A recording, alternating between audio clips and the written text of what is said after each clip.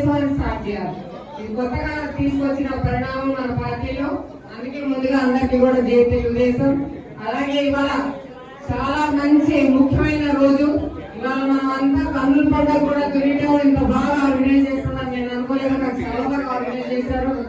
Thank you very much దురిటో నాయకులందరికీ కూడా చాలా కన్నుల పండుగ ఎప్పుడు గుర్తుకుపోయేలాగా ఆర్గనైజ్ చేశారు. Thank you very much. ఒక మహానాడు అనేది మన తెలుగుదేశం పార్టీకి ఒక మహా పండుగ లాంటిది. అలాంటి మహా పండుగని ఇవాళ మనం గుర్తుండిపోయే స్థాయిలో చేసుకున్నాము. చాలా సంతోషం అందరికీ కూడా. అందరూ కూడా భోజనాలు చేసి వెళ్ళండి. ఇవాళ ఆ యుగ పురుషుడు గురించి చెప్పాలనుకుంటే నా వయసు సరిపోదు ఆయన గురించి మాట్లాడాలంటే. ప్రతి తెలుగు వారి గుండెల్లో చిరస్థాయిగా నిలిచిపోయిన నాయకుడు మన అన్నయ్య ఎన్టీఆర్.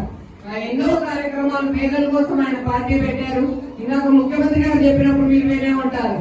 సప్లై చేస్తారా ఉద్యోగం అన్నారు. సప్లై చేస్తారంటే ఎంతో విలువైన పదవి. ఆ సప్లై చేస్తారా ఉద్యోగం వస్తే నాకు సప్లై చేస్తారా వద్దు అని చెప్పేసి ఒక నీతి నిజాయితీతో ఆయన సినిమాల్లోకి వెళ్ళిపోయారు. అప్పటి నుంచి ఇంకా మనకి దేవుడు అంటే కూడా తెలియదు. అసలు ఎవరు ఎలా ఉంటారో తెలియదు. శ్రీకృష్ణుడు అని కళ్ళు చూసుకోగానే మన కళ్ళకి వచ్చేది మన ఎన్టీఆర్ గారు.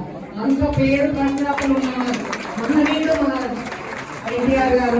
ఆయన నేర్పించిన క్రమశిక్షణే, ఆయన నేర్పించిన పట్టుదల, ఆయన నేర్పించిన ఒక నీతి నిజాయితీతోటి మన ముందుకు సాగుతుంది మన తెలుగుదేశం పార్టీ. అలాగే యువతరానికి వస్తే ఆనాడు అన్న ఎన్టీఆర్ గారు యువతని ప్రోత్సహించారు. మీ అందరికీ తెలుసు నాన్నగారు యువత వయసులోనే రాజకీయాల్లోకి వచ్చారు. నాన్నగారికి ఇష్టం లేకపోయినప్పటికీ ఆయన బలవంతంగా రాజకీయాల్లోకి తీసుకొచ్చి వెనకాలండి నడిపించింది ఆ అన్న ఎన్టీఆర్ నాన్నగారిని. ఇవాళ ఈ స్థాయిలో నాన్నగారు ఉన్నారు, మేమున్నాం, అందరూ ఉన్నాము అంటే నిజంగా ఒకసారి జోహార్ ఎన్టీఆర్ అని మనం అందరం కూడా చెప్పుకోవాలి. ఎన్టీఆర్ ఎన్టీఆర్ ఎన్టీఆర్